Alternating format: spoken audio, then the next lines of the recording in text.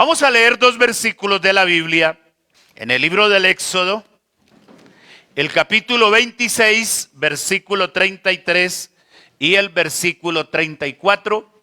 Use su espada, use su texto bíblico. Gloria a Dios. Éxodo capítulo 26, versículo 33 y 34. Leámoslo todos a una sola voz. Dice: y pondrás el velo debajo de los corchetes y meterás allí del velo adentro el arca del testimonio, y aquel velo os hará separación entre el lugar santo y el santísimo. Pondrás el propiciatorio sobre el arca del testimonio en el lugar santísimo. Amén. Siéntese dando una alabanza al Señor. Entonces vamos a mirar hoy la tercera parte, y con esto concluimos, de la tipología y simbología del tabernáculo. La primera enseñanza fue sobre generalidades, y bueno, la segunda fue sobre tipología, la tercera también, y esta lección de hoy. Entonces, esta es la tercera parte de la tipología del tabernáculo. En la primera parte de la tipología estuvimos mirando el atrio, los elementos que hay en el atrio, lo que significa estar por dentro del atrio y estar. ¿Alguien se acuerda qué significa estar por dentro del atrio? Es estar en el evangelio, estar por dentro del plan de salvación, ¿cierto? Y estar por fuera significa estar apartado o no haber conocido a Dios todavía. ¿Y qué significa estar en el lugar santo? Estar en la presencia de Dios, haber avanzado, haber surgido en la vida cristiana, no habernos quedado en el arrepentimiento y en el bautismo solamente. Eso lo explicábamos anoche. Gloria al Señor, que hay quienes se quedan solamente en el atrio, se conforman, ya soy bautizado, ya me arrepentí, bueno, de vez en cuando por ahí echo mi cana al aire, y bueno, en fin. Y como que se conforman, pero la enseñanza que nos da el tabernáculo tiene que ver con el avance de la vida cristiana, el progreso de la vida cristiana. Entonces anoche estuvimos en el lugar, ¿qué? En el lugar santo, el lugar de la adoración, en el lugar de la oración, el lugar de donde encontramos el pan, que es el alimento, el sustento, la palabra, el lugar donde encontramos la luz. ¿El candelero qué representa? La luz de Cristo, o Cristo como la luz del mundo. El altar del incienso representa ¿qué? La oración, la súplica que sube a la presencia de Dios en olor fragante. Entonces hoy vamos a hablar un poquito de la otra parte del tabernáculo que se llama el lugar santísimo, que estaba separado, como dice la Biblia, por un velo de color azul, de púrpura, carmesí y lino fino. Y tenía unos querubines grabados ahí como guardianes para que cualquiera no se entrara al lugar santísimo, porque no todo mundo podía entrar, ni siquiera el sacerdote cuando él quisiera. Podía ir un día en específico al año. Exactamente. Entonces por eso había un velo. El altar del incienso está ahí frente a ese velo que da como frente a frente. Esta imagen que ustedes ven ahí es el arca del pacto o el arca del testimonio. Entonces el altar del incienso está ubicado frente al arca, porque el arca tipificaba la presencia de Dios. Entonces, cuando el sacerdote entraba en la mañana y en la tarde aquí al lugar santo y ofrecía el incienso, él tenía la seguridad, la certeza de que Dios percibía olor. Así como cuando usted ora y adora y alaba y se compuje delante de Dios y le salen unas lagrimotas a veces de sus ojos. Gloria al Señor. Entonces eso significa olor grato, olor fragante ante Dios. Gloria al Señor Jesús. Entonces el velo estaba ahí, dice el versículo que leímos, para separar el lugar santo del lugar santísimo. Amén. Entonces la entrada al lugar santísimo estaba compuesta por 4 columnas de madera de acacia cubiertas de oro. Ya sabemos que esas dos cosas están representando la ¿qué? La humanidad de Jesús y su divinidad. Amén. Las basas de plata, las bases. ¿Alguien recuerda qué significa la plata aquí en el tabernáculo? Precio o redención. Amén. Y el velo que estaba hecho de lino fino torcido, azul púrpura y carmesí, con querubines grabados sobre sí. Entonces ya hemos entendido el por qué los querubines. Porque los querubines son los ángeles que el Señor usa como policías, como guardianes. Porque a Adán le colocó uno por allá, a la entrada del Edén, y se lo puso con una espada. Lo armó, ¿cierto? Por si acaso Adán quería colarse para el Edén, porque ya no era digno de estar ahí. Entonces, por eso está esa representación. Gloria al Señor. Entonces, esa es como la estructura del ingreso al lugar santísimo. Quiere decir que ese velo se movía o, no sé, lo abrirían de alguna manera solo una vez al año. De lo contrario, ahí estaba quietico, nadie se atrevía. Porque Dios ya le había dicho a los sacerdotes. Hay una frase que ustedes de pronto encontraron, o los que no han leído, si alguno vuelve a leer con cuidado por ahí esos capítulos del Éxodo. Hay una frase que creo que el Señor repite y le dice al sacerdote que debe ofrecer un sacrificio, que debe lavarse, que debe vestirse las vestiduras como tal para que no muráis. Dios se lo advirtió. El Señor se lo repitió a ellos, es decir, ellos sabían, así como sabía Adán allá en el Edén, que si comía del fruto prohibido, ese día iba a morir. Así mismo lo sabían los sacerdotes. Y así como lo sabe usted y lo sé yo respecto al pecado. ¿Cuántos de los que aquí estamos sabemos que si vamos a fornicar morimos? Morimos. Si voy a emborracharme otra vez, baila, mi salvación está en juego. ¿Sí? Entonces usted lo sabe, yo lo sé. ¿Adán sabía que no debía comer del fruto? Lo sabía, ¿cierto? Dios se lo había advertido. El sacerdote que entraba aquí al lugar santo a ofrecer incienso, a cambiar los panes de la proposición cada día de reposo, a vigilar que las lámparas del candelero estuvieran funcionando bien. Él sabía, yo creo que miraba allá al fondo ese velo y decía, por nada lo debo tocar. ¿Sí? Pero yo creo que el día que el sumo sacerdote iba a ofrecer el sacrificio de la expiación, habiendo cumplido todos los protocolos que Dios había establecido, yo creo que ese día ese hombre se sentía lo más de feliz. Claro, con temor y temblor.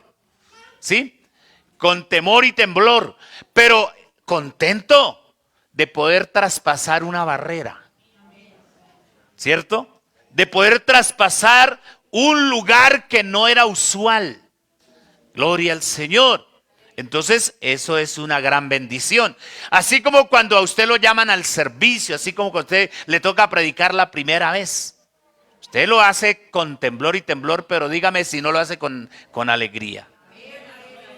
Usted lo hace contento.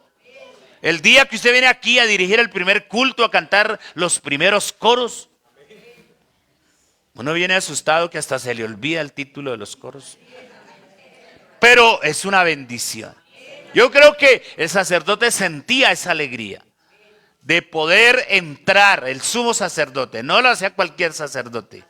El sumo sacerdote era el sacerdote que mandaba a los sacerdotes. Demos una alabanza al Señor.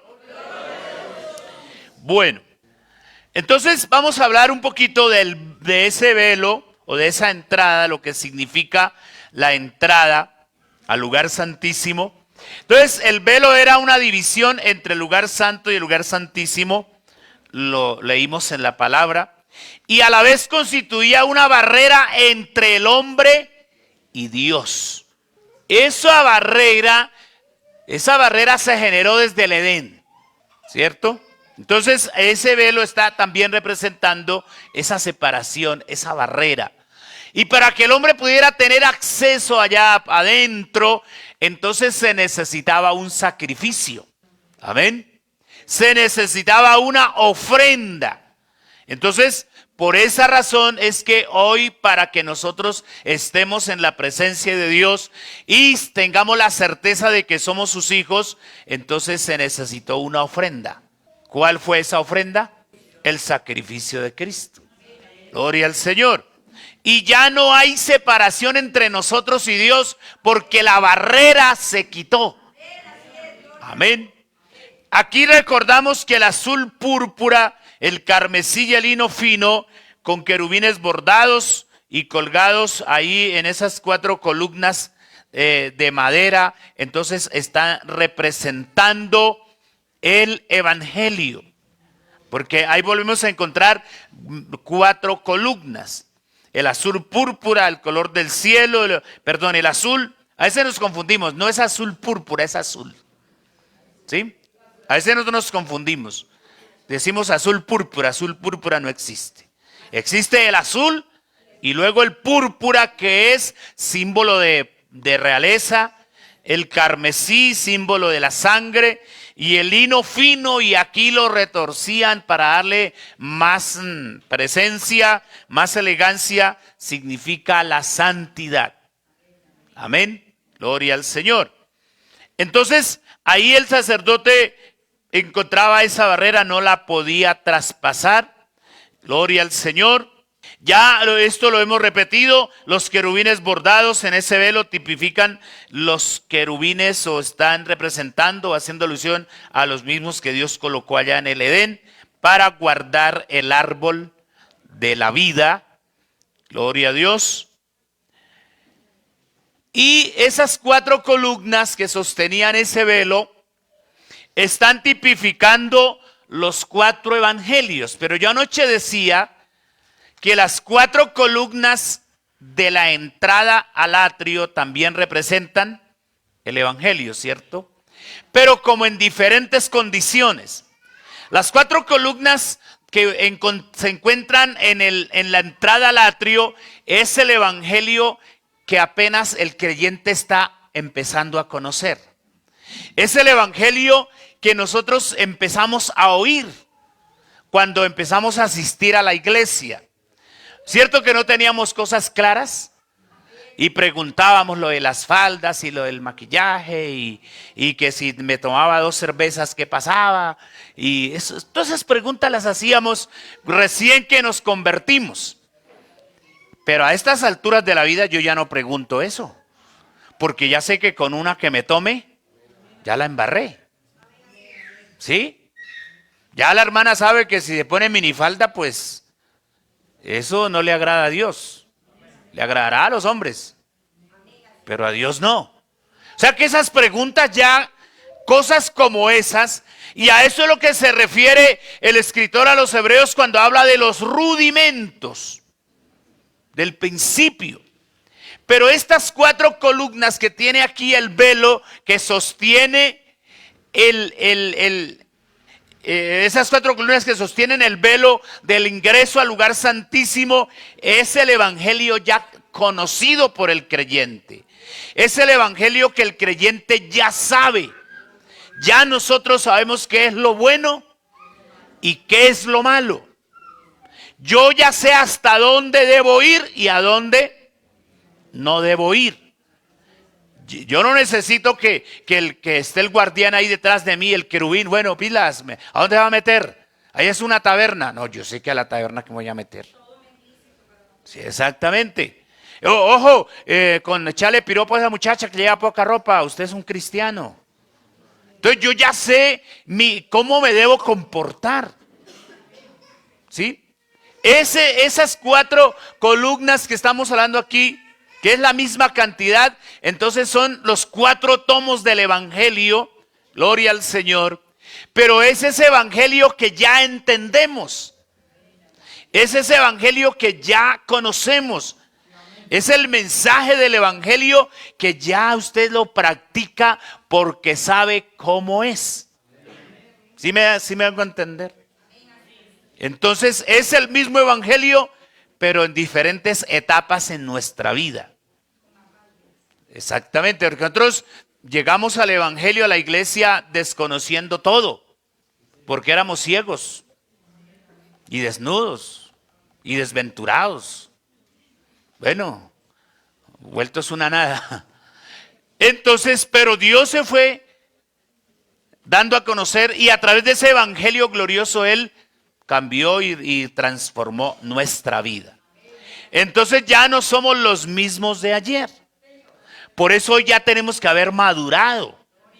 A estas alturas de la vida cristiana, pastor, pero es que yo llevo solo 5 años. No importa. Con 5 años ya es una carrera universitaria. En 5 años ya un médico sabe qué es la medicina. Cualquier profesional con 5 años de estudio ya sabe de qué se trata su carrera. Pastor, pero yo llevo solo 1 año, no importa. Yo siempre he dicho que si el Señor nos permite vivir, después de haber conocido a Él, 50 años, suficiente.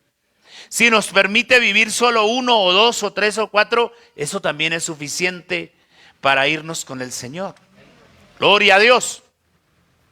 Entonces es importante que podamos comprender eso del evangelio que ya conocemos, de las cosas que ya entendemos.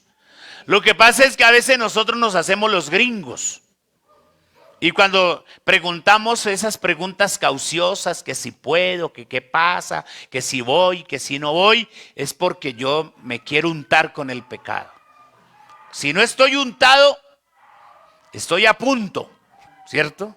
Porque yo sé qué pasa si voy a una fiesta mundana.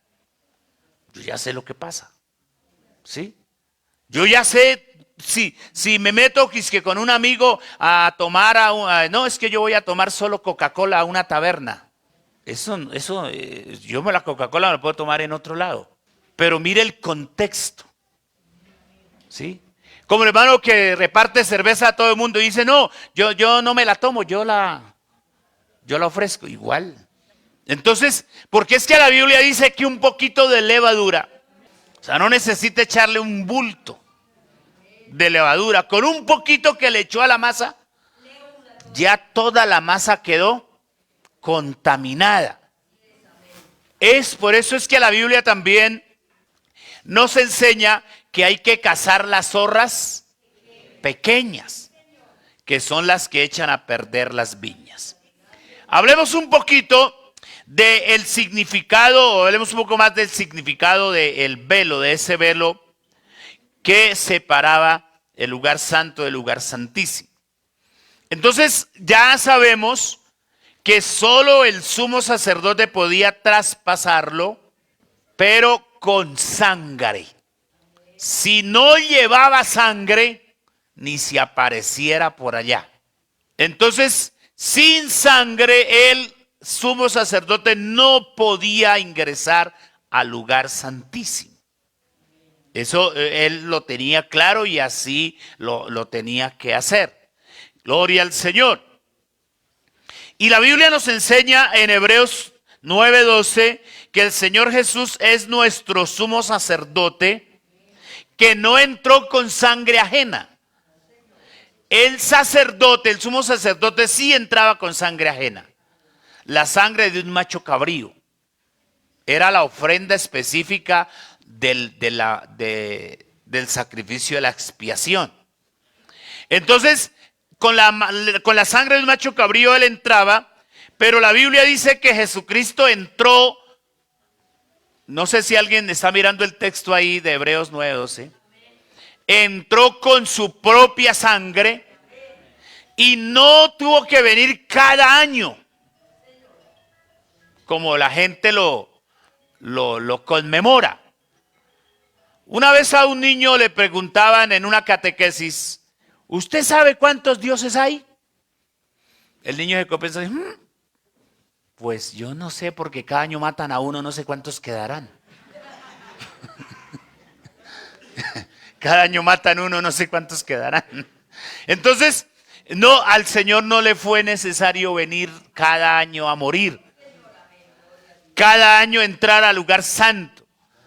Por eso hoy ya nosotros no tenemos un tabernáculo aquí. Pudiéramos aquí tener el tabernáculo y entonces el pastor sería el único que puede entrar acá y allá está. No, ya esa barrera se quitó. Ya todo eso se quitó porque Jesucristo entró una sola vez con su propia sangre. Y ese sacrificio fue suficiente. Amén. Fue suficiente para darle entrada hoy a todo el que quiera, no importa que sea un drogadicto, un borracho, un mentiroso, un adúltero, un fornicario, el que sea hoy puede entrar hasta el lugar santísimo. Es decir, a tener comunión directa con la presencia de Dios. Claro, si ese pecador se arrepiente. Sí, tiene que pasar filtros. Ya no son filtros físicos. Son filtros espirituales. Claro, porque tiene que ir al altar de sacrificio, tiene que ir al arrepentimiento, ¿cierto? Tiene que pasar por la fuente de bronce, que significa ¿qué? El bautismo, ¿cierto? Tiene que meterse al lugar santo, porque ahí hay Espíritu Santo. Ahí es donde comienza entonces una vida llena de gozo, una vida de felicidad, de alegría, de armonía y comunión con Dios.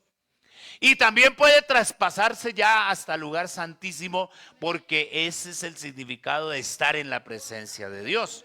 Gloria al Señor.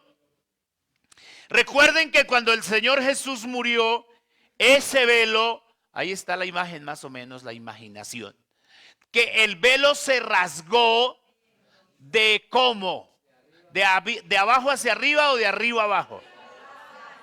De arriba hacia abajo. ¿Qué significa eso? De que la salvación viene de arriba.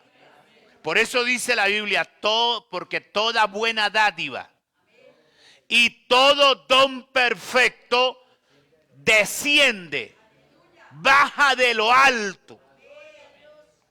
Por eso el Señor murió en el monte de la Calavera, que está como al frente del monte Moriah, donde está el templo.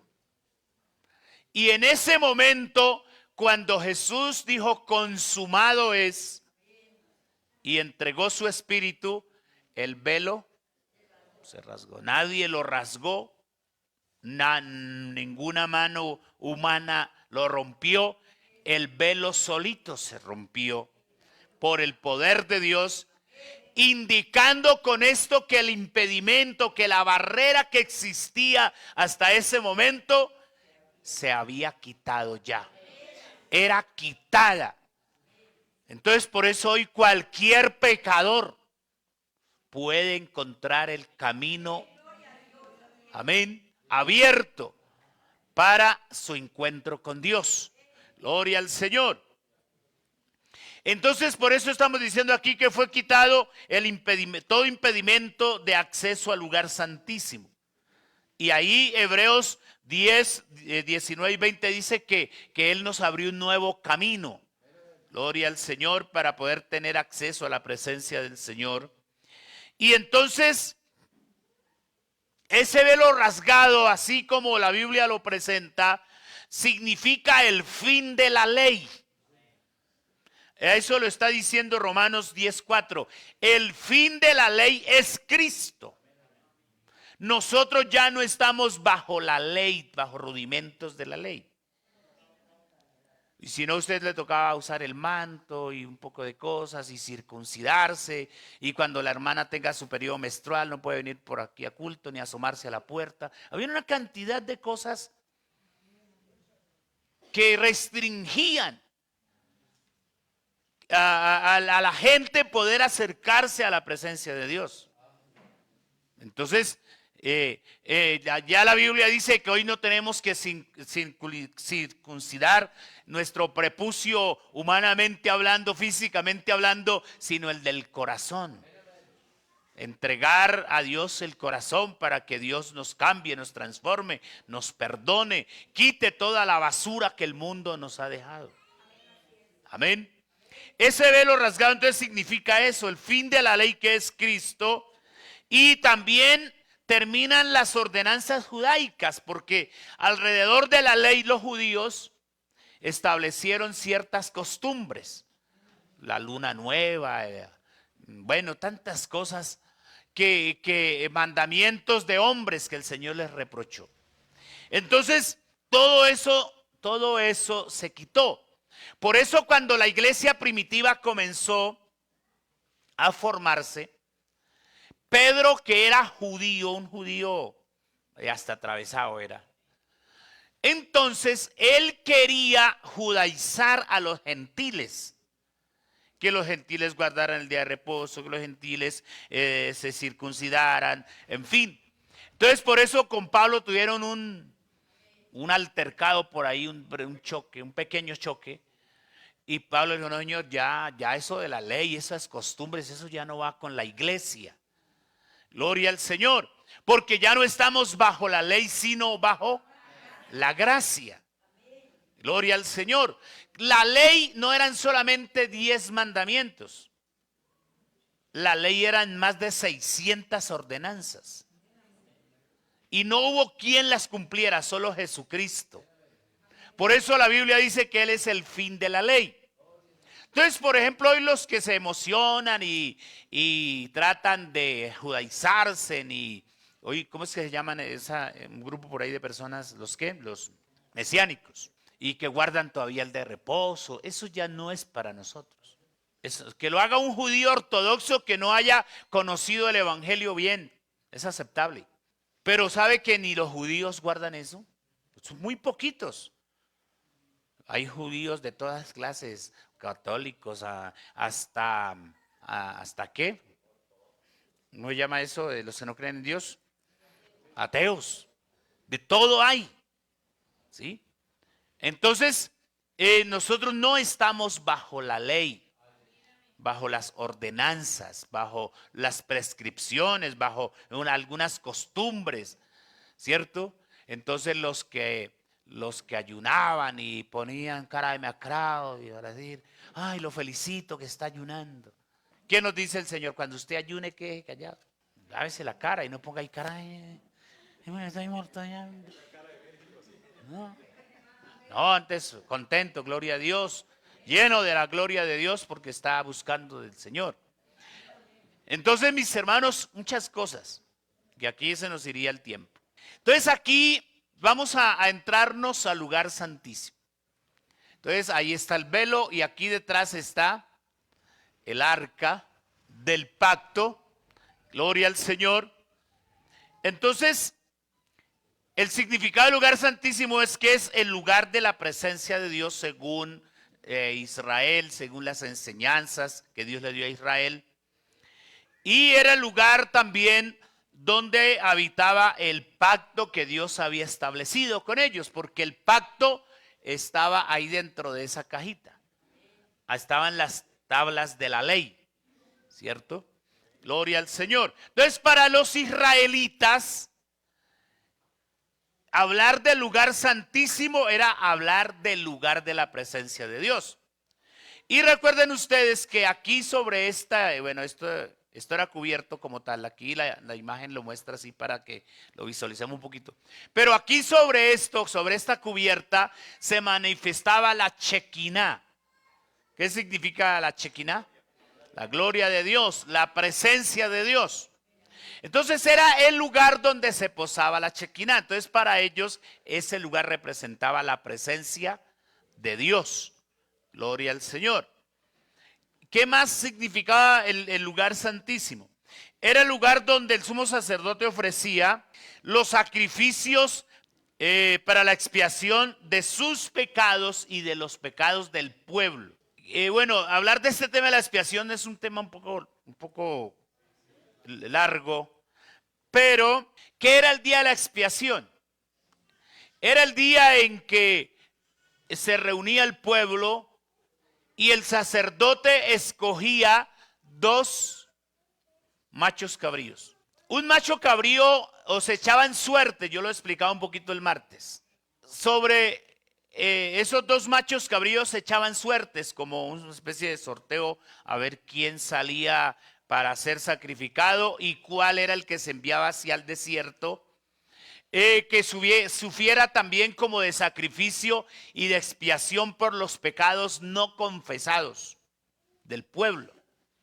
Porque se tenía el concepto, que se tenía pues la duda al mismo tiempo de que de pronto el pueblo ese día no confesaba todos sus pecados. Que la gente no era sincera, como mucha gente hoy se bautiza después que dicen, no, yo vivo en unión libre. ¿Cómo así? ¿Por qué no me lo dijo antes?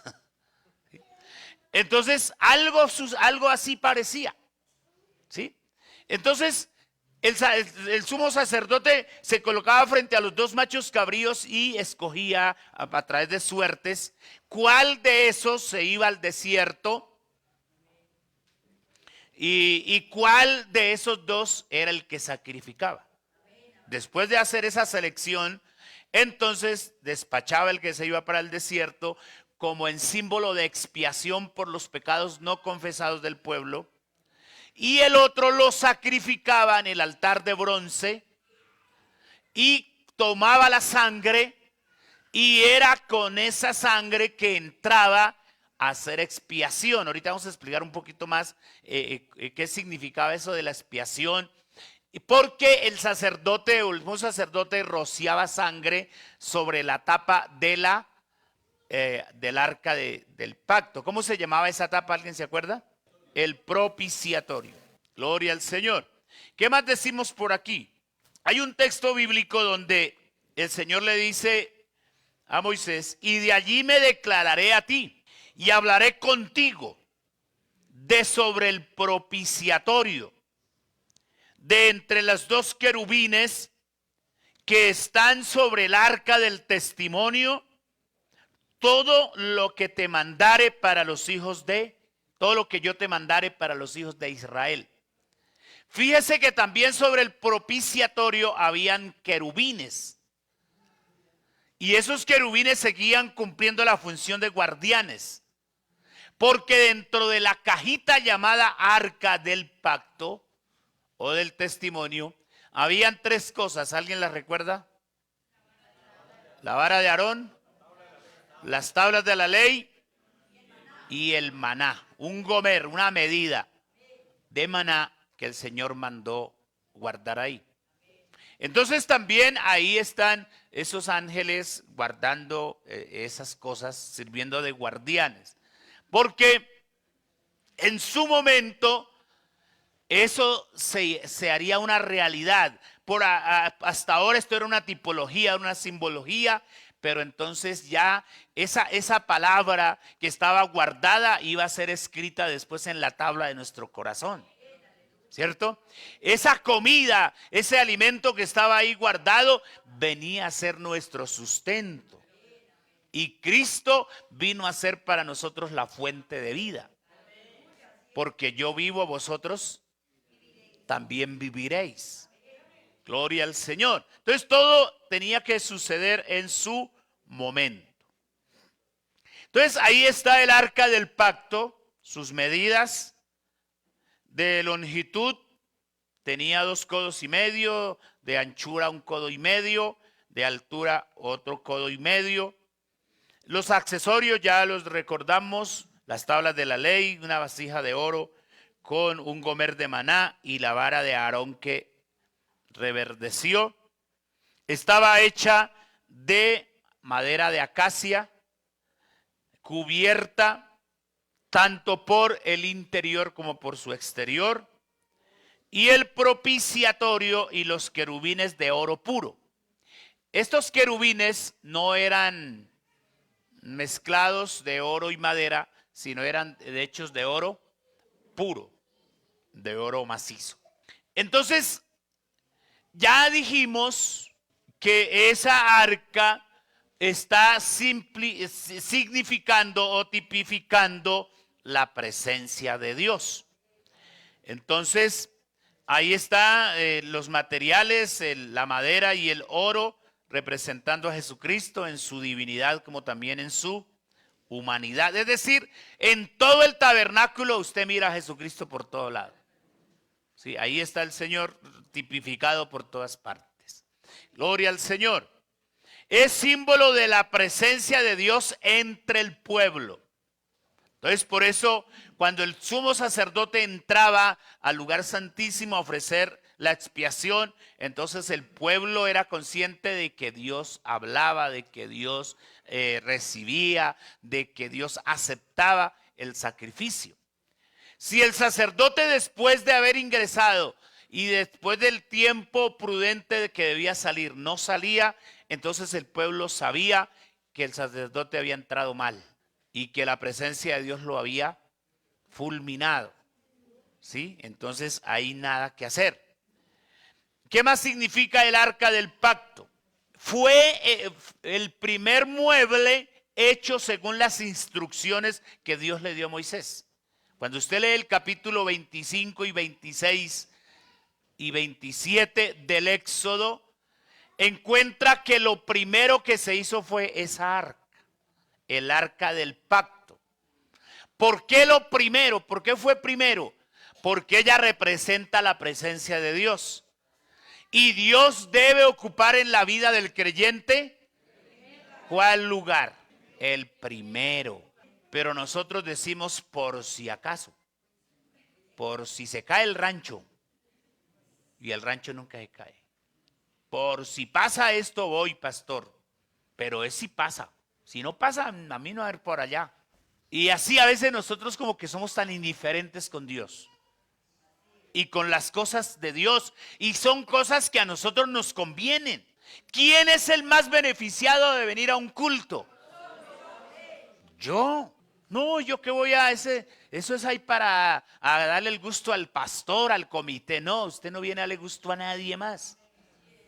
Usted viene a hacer gusto a sí mismo y a Dios. Entonces Dios mandó primero el arca, la que representaba su presencia, la mandó a hacer de primeras. Porque recuerde que lo primero es para el primero. Por ahí prediqué una vez sobre eso, ¿no? Lo primero es para el primero. Eso, qué bueno que el creyente lo tenga determinado. Pero esto tiene otro significado importante también. ¿Por qué el arca fue primero? Gloria al Señor. Porque, empieza Dios a trabajar como, diríamos, como de atrás hacia, de adelante hacia atrás. O desde del interior hasta el exterior. Desde el arca y termina con la puerta. Porque es que así trata Dios con el hombre. Dios trata con nuestro interior.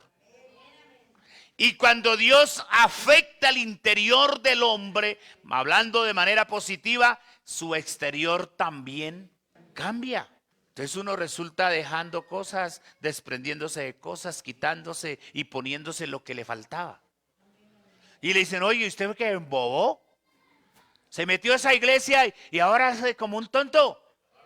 Le daron el cerebro, ya no se pone así, ya no se viste así, ya no se maquilla así, ya no hace. Porque es que Dios comienza a trabajar de adentro hacia afuera. Y aquí queda rebatido un concepto que enseñan algunos, que lo importante es el corazón, así lo de afuera esté podrido. No, a Dios le interesa todo o nada. Así es, mi hermano. Si mi corazón le interesa a Dios, le interesa todo. Porque la Biblia habla del ser y todo vuestro ser, espíritu, alma y cuerpo. ¿Cuál de los dos tiene que ser más guardado que el otro? Los tres. No dice, guarde más el alma, mijo, y el cuerpo sí, pues.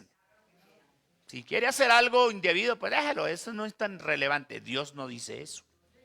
Porque es que el cuerpo Dios lo tomó para ser el templo de su Espíritu Santo.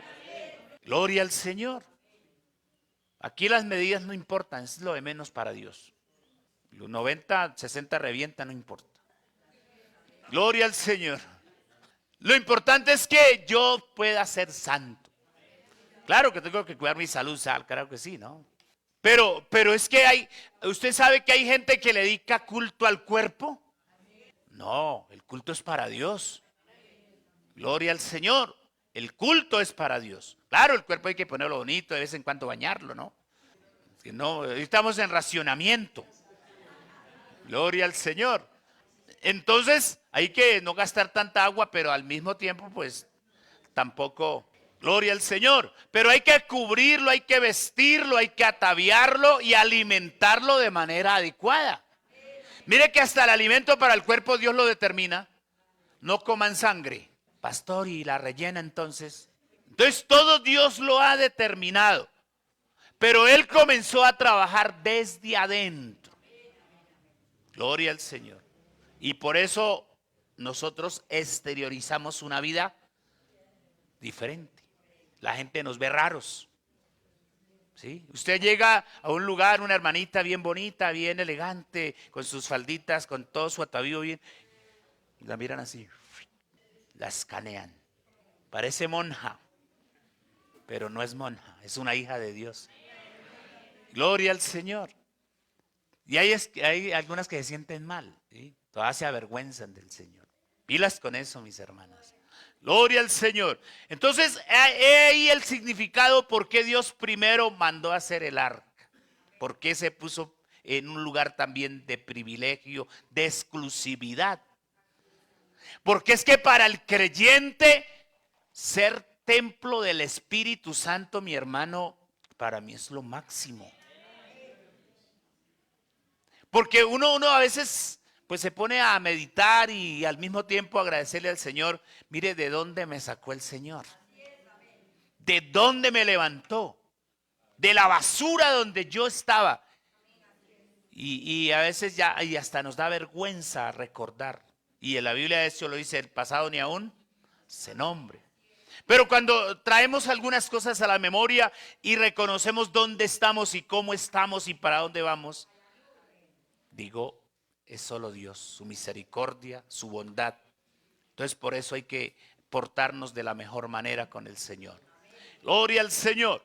Hablemos un poquito más de esa arca del pacto. El contenido del arca, ya ustedes lo saben, eran las tablas de la ley, en uno de ellos. Entonces esto nos habla de Jesús como la fuente de la ley, el autor de la palabra. Nos habla de la palabra de Dios. Nos habla que Jesucristo es el director de nuestra vida. Ahí están los textos bíblicos que lo confirman. Hebreos 1 dice que Dios nos habló o habló de muchas maneras, pero ahora nos habla por medio de Jesucristo, su Hijo, gloria al Señor. Entonces esas tablas de la ley que están guardadas ahí o que estaban guardadas ahí están tipificando al Señor Jesús. Él es el legislador. Por eso, cuando usted lee a Mateo capítulo 5, capítulo 6 y capítulo 7, entonces allí usted encuentra al Señor legislando, modificando las leyes, porque es que el único que las puede modificar es Él, porque Él es el autor. Gloria al Señor. Por eso Él dijo, oísteis que fue dicho, ojo por ojo y diente por diente. Al que le saque el ojo, también sáqueselo usted. Si alguien le tumba un diente, si puede, túmbele dos. Pero yo os digo, amen a sus enemigos. Oren por los que los maldicen. Señor, pero ¿cómo es así? Sí, así es con Dios. Aquí no vamos a cobrar venganza nosotros. Por eso el Señor dice, déjeme la venganza, yo la cobro. Y Dios sí que lo he visto peleando por nosotros. A Dios lo hemos visto, abogando, peleando. Digo, mía es la venganza. Yo daré el pago. Tranquilo, hermano. A veces le dan ganas de uno hasta de arremangarse, ¿no? Pero ojo, hasta ahí nomás. ¿Sí? Tranquilo. De ahí para allá no vaya, que de ahí para allá va el Señor. Si el otro no se arrepiente, si el otro no reconoce. Porque hay gente que le reconoce que lo ofendió a uno, que le hizo daño y le pide perdón, ya listo. Problema saldado. Pero a ese Dios pelea por nosotros. Él es el legislador. La vasija con un gomer, con una medida de maná, también nos habla de Jesús como el sustentador de la vida. El pan que vino del cielo. Ahí lo dice la Biblia. Yo soy el pan de vida que descendió del cielo. El que come mi carne y bebe mi sangre, no morirá. Y se asustaron los judíos. Y no, pero ¿quién dijo que somos caníbales? Ellos pensaron que lo estaba tratando de caníbales, que son los que comen carne y sangre así. Dijo, no, es que el Señor está diciendo que el que acepte su sacrificio, el que lo escuche, el que lo reciba, el que crea su palabra, entonces su vida cambia. Amén, tiene nueva vida, tiene nueva esperanza de vida. Entonces, ese comer está significando la palabra del Señor y al Señor Jesucristo como nuestro sustentador. El que nos guarda, el que nos sostiene. Mateo 4:4 dice que no solo de pan vive el hombre, sino de toda ¿qué? De toda palabra que sale de la boca de Dios. Esa vara de Aarón, porque esto también allá en el desierto se formó un conflicto de rebelión y de cosas, y entonces pusieron a concursar unas varas a ver con quién estaba Dios. Y la vara que reverdeciera, entonces del dueño de esa vara era el hombre que Dios tenía autoridad. Y la única vara que reverdeció fue la de Aarón. Y eso se convirtió en un emblema importante. Gloria al Señor. Entonces nos habla de Jesucristo como la fuente de la vida, el camino de la vida, la verdad. Yo soy el camino, la verdad y la vida, está diciendo el Señor ahí en Juan 14:6. Gloria al Señor. Entonces fíjese que estas tres cosas tenían un significado. Por eso las estaba guardando unos querubines, que en el momento de la redención, en el momento de Dios poner en marcha su plan de salvación, entonces se iban a hacer una realidad.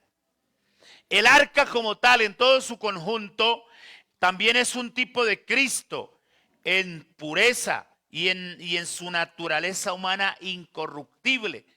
Recuerden que la madera de acacia era la madera que menos se corrompía. Era la madera que más aguantaba. Por eso el Señor escogió esa madera. Gloria al Señor. Entonces, la madera de acacia nunca se descomponía y recubierta de oro. Entonces, por eso a Jesús se podía mirar el hombre perfecto, el varón perfecto. Y el día que él murió y lo llevaron al sepulcro, dice la Biblia que su cuerpo no vio corrupción. Y fue el único muerto que le quedó grande a la muerte. Dice la Biblia que la muerte luchó por retenerlo, pero se le levantó a los 3 días como él lo había anunciado. Entonces todo esto tiene un cumplimiento importantísimo, un gran significado en Jesucristo como nuestro Salvador, como nuestro Redentor. A Pilato se lo presentaron, que era el gobernador de Judea, de la provincia a la cual pertenecía Jerusalén. Y después de hacerle un interrogatorio, Pilato dijo, pero no entiendo. ¿Por qué me mandan a condenar a un hombre que ni siquiera habla? Y Pilato se ofendía y le hacía preguntas y él no.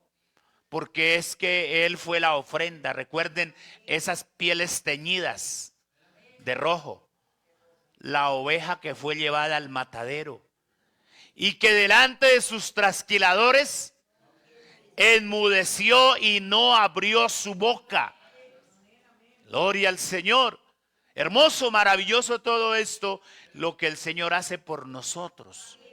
Ojalá lo valoráramos cada día más. Ojalá lo pudiéramos valorar de una manera muy especial. Gloria al Señor. Hablemos un poquito del propiciatorio. Es importante también que entendamos un poco de esa etapa. Esto de aquí para arriba es el propiciatorio, incluyendo los querubines que estaban ahí incrustados también de oro macizo. Gloria al Señor. Entonces, la palabra propiciatorio, póngale cuidado, viene o se deriva del hebreo, de la palabra hebrea kaporet, que significa cubierta. Y al mismo tiempo del griego hilasterión o hilasterión, que significa el que hace la expiación o un acto de aplacar o aplacamiento. ¿Qué hace usted cuando su esposa está enojada? ¿Te llega con un dulcecito? Mi amor, ¿te traje estas florecitas? Y llega con cara de yo no fui. ¿Cierto? Porque son actos de aplacar la ira. ¿Cierto? Eso pasaba el día de la expiación, para que entendamos un poco más lo de la expiación. Porque esa etapa llamada propiciatorio, entonces cuando el sacerdote rociaba sangre sobre ella, entonces cumplía con el acto de aplacar la ira de Dios por los pecados del pueblo. Por eso propiciatorio significa eso, cubierta, expiación o aplacamiento, ¿cierto? Ese es el significado. El propiciatorio ocultaba al pueblo del juicio condenatorio de la ley de Dios. Dentro de la cajita estaba la ley, la justicia, la norma, pero la tapaba el propiciatorio, es decir, para que la ley o la justicia de la ley no fuera aplicada de manera directa. ¿Sí entienden la enseñanza? Ese es otro significado del propiciatorio. Para que no me caiga el peso de la ley, lo que comúnmente se dice por ahí. Que le caiga todo el peso de la ley a ese individuo.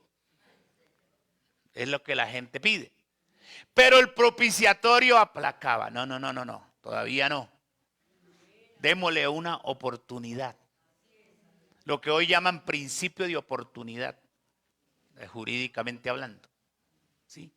Entonces ahí estaba el propiciatorio ocultando, de alguna manera aplacando, ocultando que el pueblo cayera bajo el juicio condenatorio de la ley. Ajá. Porque la ley condena y la ley mata. Por eso yo no quiero estar bajo la ley. ¿No es que si yo salía a buscar unos chamizos de leña el día de reposo me mataban? ¿A quién le gusta eso?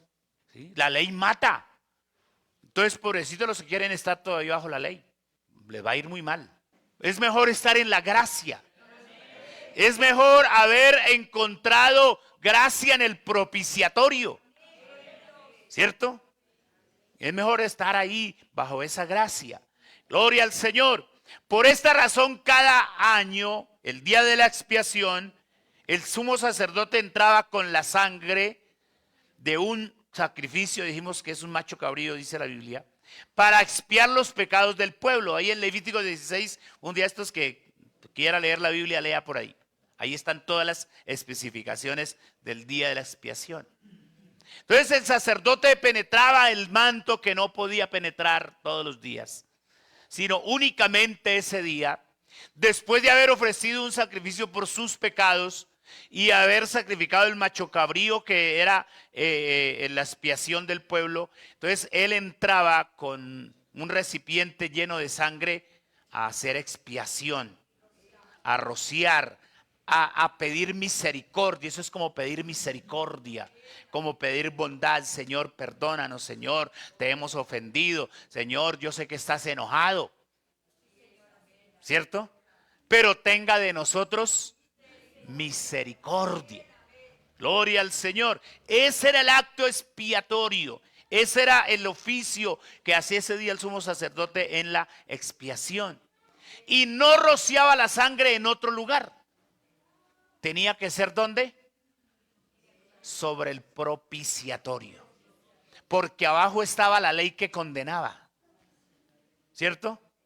Abajo estaban las normas que decían: si usted la infringe, lo mato, se muere, para que no muráis. Esa expresión, para que no muráis. Pero el sacrificio, la sangre que se rociaba sobre el propiciatorio, entonces aplacaba la ira de la ley. ¿Sí? Apaciguaba. Gloria al Señor. Y el sacerdote, después de haber hecho todo el protocolo, salía. Y cuando el sacerdote salía, ya que el pueblo lo podía visualizar, Dios no fue propicio. Porque es que la palabra propicio es ser favorable. Yo pedirle un favor de 10 millones de pesos, usted dice: sí, hermano, tómelos. Eso es ser propicio. ¿Sí? De ser favorable uno a otro. De hacerle un bien al otro. Eso es lo que significa la palabra propicio. Y de ahí entonces viene propiciatorio. Entonces, de igual forma, así como lo que hacía el sacerdote allá el día de la expiación, lo hizo Cristo el día que murió.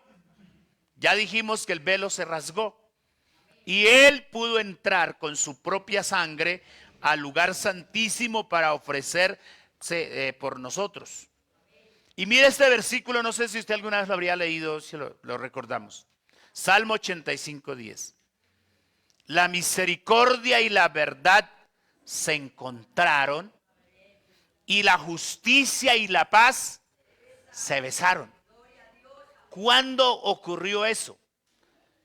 El día que Cristo entró al lugar santísimo, hablando de manera figurada. El día que Cristo murió porque se le rompió el velo. Y Él pudo entrar con su propia sangre. Entonces la misericordia y la justicia se encontraron, se abrazaron. Y esa justicia, esa norma que me caía a mí por ser pecador, esa norma que me condenaba a muerte, con la paz se besaron. Es decir, problema solucionado. Por eso la salvación hoy es gratuita. No nos cuesta nada. ¿Qué le cuesta a una persona para salvarse? Reconocer que es un pecador y arrepentirse y bautizarse y perseverar. No le cuesta más. No tiene que llegar aquí con 5 cabros, con una oveja. No, ya no. El sacrificio, claro, si tiene vacas, traiga las de primicias y trae, sí, las primicias, sí, y la ofrenda y el diezmo. Pero ya por su salvación no. Eso ya no vale, eso ya no sirve. Porque el sacrificio de Cristo fue suficiente. Gloria al Señor. Ya casi terminamos. Gloria al Señor. Entonces el propiciatorio es un tipo de Cristo quien se presentó como mediador para librarnos de la condenación y otorgar nuestra salvación. Ese propiciatorio no es tipo de Cristo. Mire qué dice la palabra. Siendo justificados gratuitamente. ¿Por qué? Por su gracia, mediante la redención que es en Cristo Jesús, a quien Dios puso como propiciación por medio de la fe en su sangre, para manifestar su justicia a causa de haber pasado por alto en su paciencia los pecados pasados. Entonces Él pasó por alto ya nuestros pecados. Él nos perdonó. La deuda que teníamos ya está saldada. ya está perdonada. Aquí hay otro versículo. Y Él es la propiciación. Ya usted entiende más o menos qué significa propiciatorio. Es decir, el que aplacó la ira. Y Él es la propiciación por nuestros pecados. Y no solamente por los nuestros, sino también por todos los que se arrepientan. Para todo mundo está vigente la propiciación. Si un borracho hoy reconoce que es pecador, Dios se muestra a su favor y lo perdona. Gloria al Señor, y lo cambia. Bendito sea el nombre del Señor. Otro texto para que tengamos en cuenta. En esto consiste el amor. Miren qué consiste el amor de Dios. No que nosotros hayamos amado a Dios. No, en eso no. Sino en que Él nos amó a nosotros. Nos amó primero. Y envió a su Hijo, ¿en qué? En propiciación de nuestros pecados. Por eso Jesucristo es la ofrenda, el sacrificio, la propiciación por nuestros pecados. Por eso Jesucristo enfrentó todo lo que tuvo que enfrentar. Y Él dijo, si es posible que no pase, pero tenía que pasar. Jesucristo tenía que ir a la cruz. Hay algunos que dicen que Jesucristo no fue a la cruz, que todo eso fue algo simbólico. No, la muerte de Cristo es real. La sepultura es real. Su resurrección es real. Gloria al Señor. Entonces, mis hermanos, mire todo lo que el Señor hizo por nuestros pecados y por darnos a nosotros salvación y vida eterna. Demos una alabanza al Señor.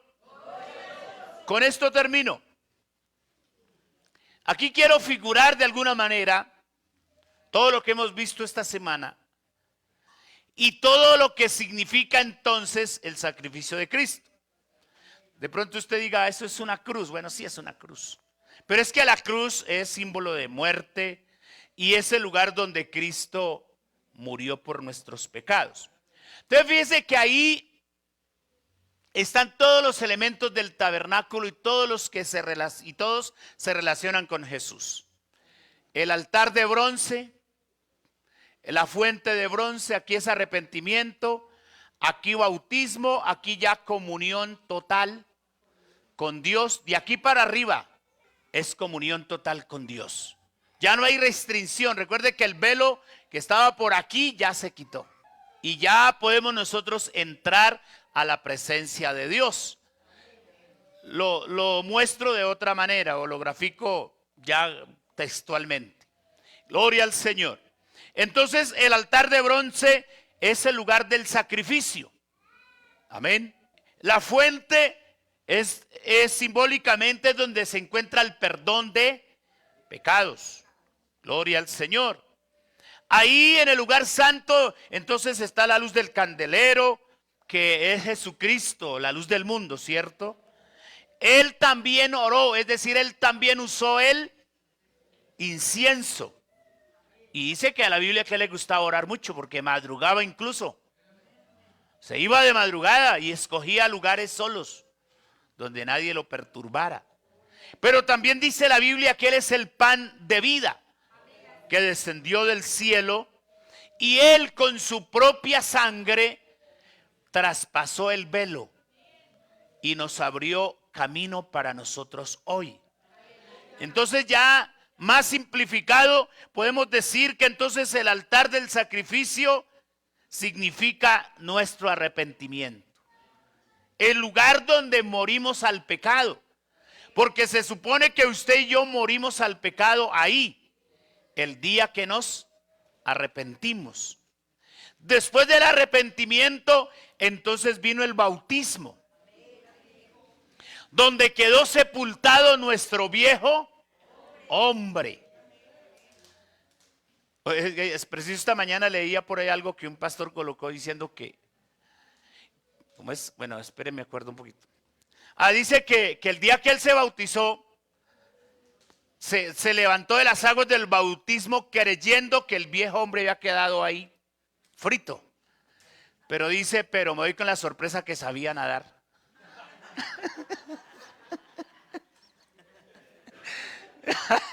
Me doy con la sorpresa de que el viejo hombre sabe nadar e intenta salirse, por eso todos los días hay que darle en la cabeza al viejo hombre. Sí, porque el pecado se presenta y la oportunidad de pecar. No, usted está muerto, usted está sepultado, usted está crucificado. Eso es lo que el creyente tiene que hacer. Entonces no olvide que sabe nadar. Intenta salírsele. Intenta abordarlo y llevarlo a usted otra vez al pecado, llevarnos otra vez a hacer lo malo. Entonces hay que darle garrote, ¿cierto? Hay que darle palabra de Dios. Hay que ponerlo en su sitio y si no nos vuelve para el infierno otra vez. Entonces en el bautismo quedó sepultado nuestro viejo hombre. Hermoso, bonito ese día del bautismo, ¿sí o no? No sé si usted lo recordará. Pero para mí, hermoso. Gloria al Señor. Y de aquí para allá, hermano, ni qué se diga. Gloria al Señor. De ahí para allá, entonces, ya estamos total en su presencia, seguros de la salvación, gozando de todas las bendiciones que Dios tiene para nosotros. Por eso Romanos 8:1 dice, de modo que ya no hay condenación. ¿Para quiénes? Para los que están en Cristo Jesús, no hay ninguna condenación. Los que no andan conforme a la carne, sino conforme al Espíritu. Entonces, andar conforme a la carne es cuando el viejo hombre se sale nadando y lo encuentra por ahí mal parqueado. Pero mientras ese viejo hombre esté sepultado, mientras no salga a nadar, entonces nosotros estamos seguros que ya no hay ninguna condenación. ¿Cuántos se sienten seguros de eso? De que ya no tenemos ninguna condenación, ya no hay nada que nos acuse, nada en contra nuestra, porque todo esto que el Señor hizo por nosotros significa nuestra salvación, significa nuestra redención, significa la vida eterna, significa una vida nueva, significa una vida en Cristo, de modo que si alguno está en Cristo, nueva criatura es. Las cosas viejas pasaron. He aquí, todo, absolutamente todo es hecho nuevo. Que el Señor nos ayude a permanecer en esta libertad en la cual Jesucristo nos ha hecho libres. Espero que algo hayamos podido entender hoy también. Gloria al Señor. Y que esta enseñanza nos ayude a amar más al Señor y a tener más segura nuestra salvación, nuestra redención, y que podamos también valorar todo lo que el Señor tuvo que hacer, porque todo esto se tipifica en su vida, todo esto se cumple. Todo esto se cumple, por eso él dijo, de la ley ni una jota, ni una tilde. Ni la J de Jorge tenía que fallar. Amén. Gloria al Señor. Porque era necesario que todo lo que está escrito en los salmos y en los profetas y en la ley se cumpliera. Y todo esto se cumplió. ¿Y por qué lo cumplió el Señor? ¿A favor de quién? ¿Quiénes son los beneficiarios? ¿Quiénes somos los beneficiados? Somos nosotros. Así que mis hermanos, les pido el favor que estén en pies. Y si algo usted aprendió, dele gracias a Dios. Si dice yo no entendí eso nada, pues pídale al Señor que le dé sabiduría. Gloria al Señor Jesús. Pero ojalá que por lo menos entendamos que todo esto tiene que ver con la obra redentora. Con lo que el Señor hizo por nosotros en una cruz, muriendo. Hasta dónde se bajó. Hasta dónde se expuso, hasta dónde sufrió, yo diría hasta dónde aguantó. Gloria a Dios. Y yo le doy gracias al Señor. Señor, gracias que no le hiciste caso a esos judíos perversos de bajarse de la cruz, porque si Él se baja de allí yo no estuviera aquí.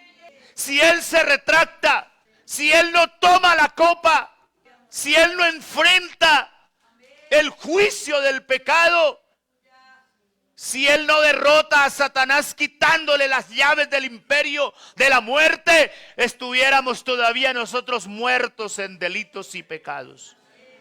Pero su sacrificio, su muerte, su sangre, su vida, su resurrección, todo lo que Él hizo es lo que nos tiene aquí hoy con esta esperanza de salvación. Y si alguien todavía hoy no tiene esta esperanza, dígale: Señor, hoy me arrepiento, hoy quiero apartarme del pecado, hoy quiero tomar la decisión de seguirte. Aquí hay salvación y hay vida eterna. Tal vez alguien que esté flojo en su vida espiritual, que esté apartado hoy de Dios, ya es el momento de volver. Es el momento de regresar y ser consecuentes y agradecidos con lo que Dios ha hecho a nuestro favor.